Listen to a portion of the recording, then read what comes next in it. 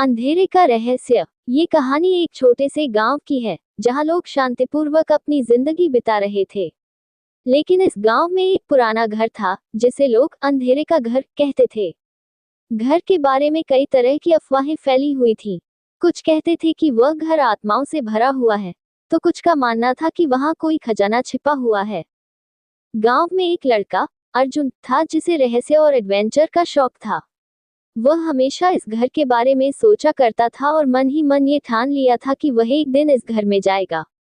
एक रात जब चांद आधा था और हवाएं हल्की हल्की बह रही थी, अर्जुन ने तय किया कि वह अब इस रहस्य को सुलझाएगा।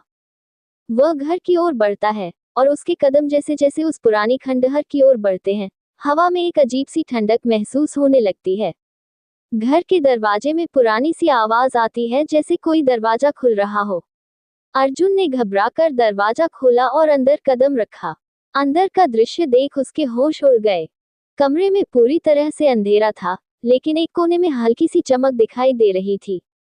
जैसे ही वह उस कोने में पहुंचा, उसकी आंखों के सामने एक पुराना संदूक था।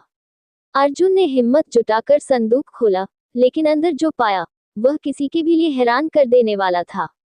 वहां कोई खजाना नहीं था, बल्कि एक पुराना किताब और एक काले रंग की घड़ी पड़ी थी। अर्जुन ने किताब खोला तो उसके अंदर कुछ रहस्यमय संकेत और चित्र थे। घड़ी में कुछ ऐसा था जो उसे समझ नहीं आया। जैसे ही उसने घड़ी को छुआ, अचानक घर में अजीब सी आवाजें गूंजने लगी। घड़ी में एक चमक आई और अर्जुन के चारों ओर अंधेरा छा गया। वह घबराया हुआ और डर से कांपते हुए बाहर निकलने की कोशिश करता है, लेकिन दरवाजा बंद हो चुका था।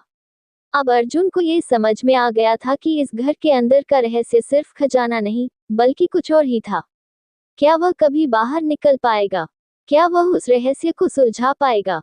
कहानी का असली रहस्य अब सिर्फ अर्जुन के साथ था, और वो घड़ी जो अंधेरे को और गहरा कर देती थी।